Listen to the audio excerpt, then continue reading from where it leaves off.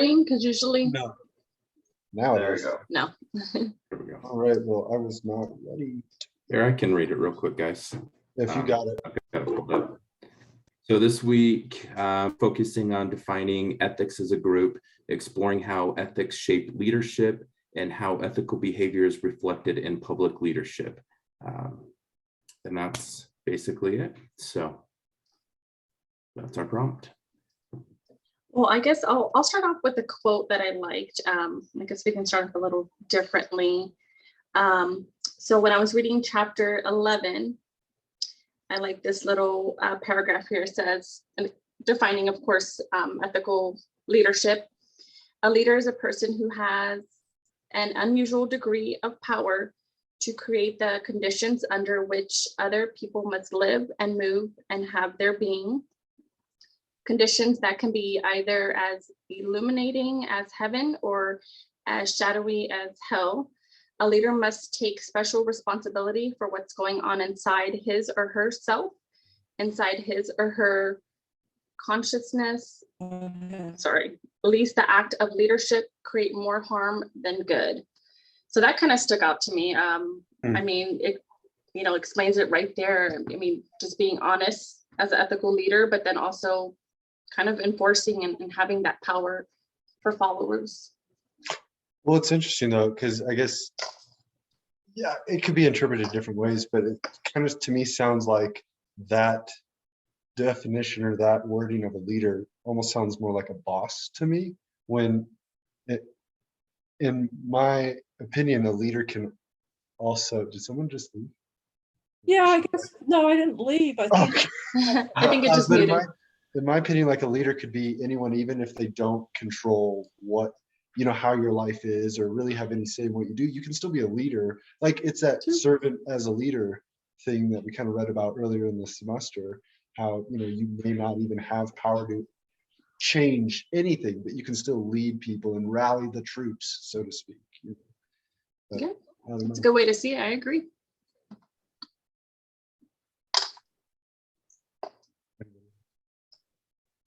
Anyone else have any definitions or anything that stuck out in the chapter? It's really not, you want to be that ethical leader, and when you guys get to my wonderful leadership video, being the best version of yourself. And I ended it with talking about, I have an employee that no matter what he does, and he's a rock star, but he doesn't see himself that way. And I have to keep encouraging him. But after every time I talk to him, his response is, my only goal is to do better tomorrow than I did today. And for me as a leader and being ethical, I think that's huge to see what that really means, of not just for him, but for me. How do I be better tomorrow than today to help him feel that he is contributing the way he is, helping him realize that he is at the top of our department and not feeling that he's not the best. And I just really, like Forrest said, I think a leader is just somebody who is in the trenches and can relate to you. And I think that falls to your ethics. If you're saying the right things and doing the right things, we have a situation right now that kind of rings true in this of, I'm getting an employee here in a couple of weeks because another supervisor wasn't ethical and didn't do what they were supposed to, and said things about protected policies for this employee that they weren't supposed to. The employee went to HR and it's kind of a big mess. And now that employee's coming to me. And so it kind of rang true with the ethics of, knowing what you should say and what you shouldn't say. And then drawing that line of, like my current boss right now, I play golf with him. I can go to the bar with him, but I know the difference when we're at work and when we need to be professional as to when we can be buddies. So those are kind of the things that, I reflected on after reading the ethics and a leader and all that stuff in our discussion prompt. Good example. Something that stood out to me that obviously we all can relate to and think about is like political leaders. Now, I don't want to get into sides at all. Okay, that's not what we're going to do here. But I just want to look at it as a whole. how, we view these types of leaders as hopefully are ethical, hopefully they can, tell the truth. But we all know time and time again, regardless of what side, lies are told to get votes, things are done to sway. And so it's interesting to me that these people that are said to rule the free world are, in my opinion, some of the least ethical least leaders ethical, we've ever, Yeah. you can ever see. And it's not just in America, you see it in a lot of other countries too. But I find that it's interesting that, kind of what Kelly was saying, he, in turn, you're this guy's boss, but he's almost leading you to be a better leader just by how he's acting. And he's, you work in a call center, right? Yeah. Yeah. So this guy's in a call center, yet someone who is running the country can't find it. Yeah. And of course, maybe the honesty doesn't get votes, and so they never end up running anything. But I just find it interesting that some of the top people in our society are some of the most unethical leaders out there. Yeah, speaking of I the agree. political leader, the Clinton scandal is notorious, right? This Clinton Lewinsky, I believe, right? And after that, he lost his respect, he lost the credits, he lost they even into year 2000, the election, the Democrats even lost right? It was a good case. Yeah. It's interesting how, I read in if you guys haven't done the discussion posts and have read through some of those, a lot of the discussion is about, the political sides. And one of them I really laughed at is they talked about the debates and how childish they act between the debates and the things that are said. And if any of us did that in our workplace, we wouldn't have a job. But yet they're saying these things and getting elected. And, it's kind of comical of how that's embedded in our culture right now. Yeah, I don't understand how that works.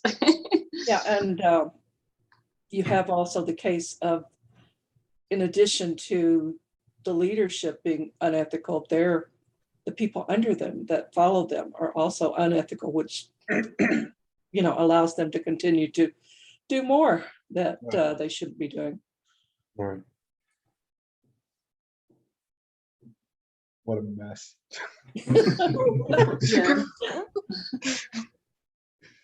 Yeah.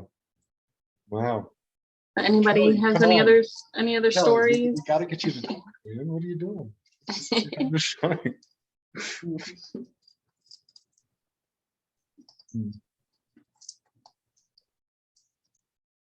But yeah, I guess I'll say one of my stories about an unethical boss. There was one guy, he came from another credit union.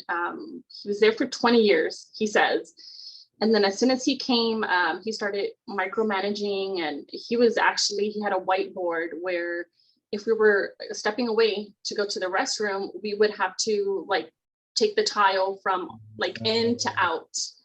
It was that bad. And then, yeah, he didn't, we kind of just tolerated him. We gave him a chance, but he was just different. And of course, that bathroom thing did it, but he lasted maybe, I think, 3 months with us.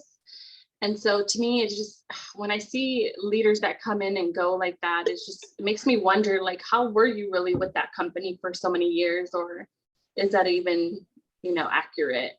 Well, it could have been he worked there and then got promoted to leadership and then got fired right away because he was Yeah, Yeah. maybe, Or they were but just horribly unethical from top to bottom. And, we kind of touched in the politics. I had an old boss like that, but they monitored, like Skype and Microsoft Teams and that type of stuff. So if you were away for a period of time, they were monitoring that you weren't available. And we all still to this day still have a habit of, when we're in a meeting in our office, we wiggle our mouse so that we still show available, so that people don't think we're missing in action. Right. Wow. Well, I've noticed that if you have unethical leadership, you usually have a high turnover, Of course. below. that And, too. yeah, I used to work with a woman who would go downstairs and take a nap for 2 hours. She had one of the people under her doing her work, so it looked like she was on her computer. Wow. Oh my goodness. And it's funny you bring that up, you know, with COVID and so many of us, I have the ability to work at home right now. And I wonder how many people, what they're really accomplishing, why they're at home and how ethical they are. Like, I'm first to admit, I've done my laundry, I do the dishes.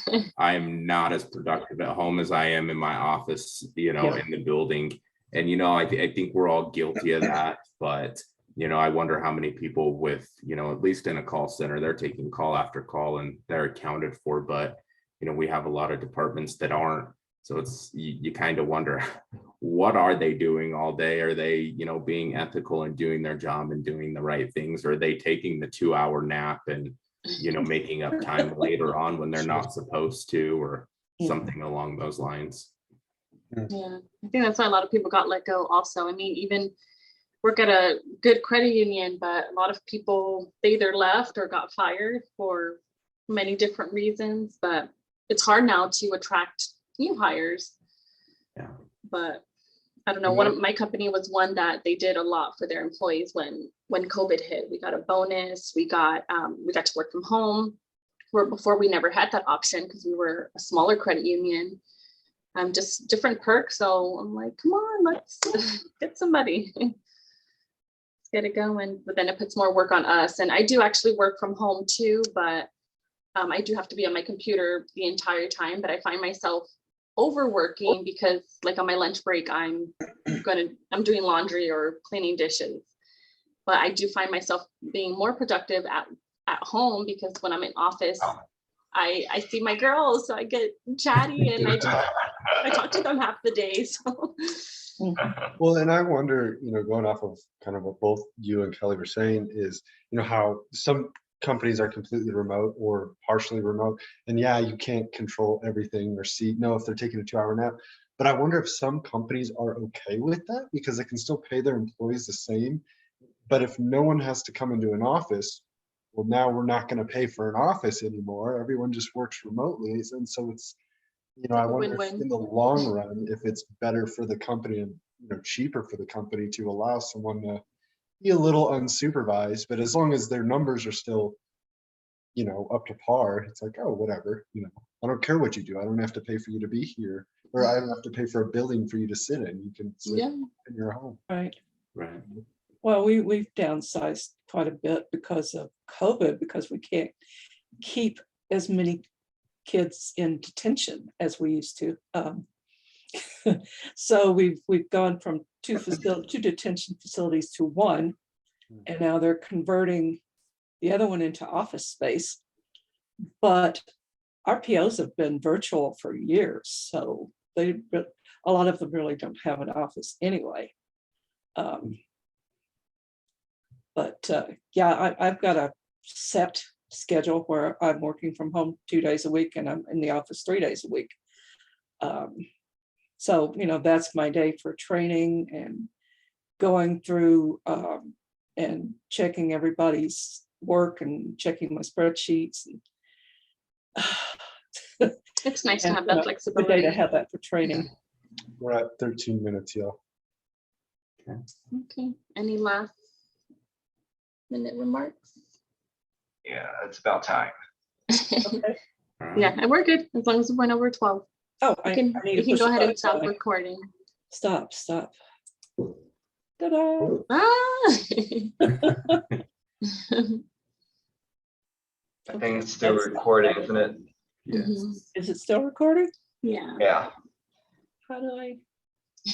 Same button. It should be Oh. bottom.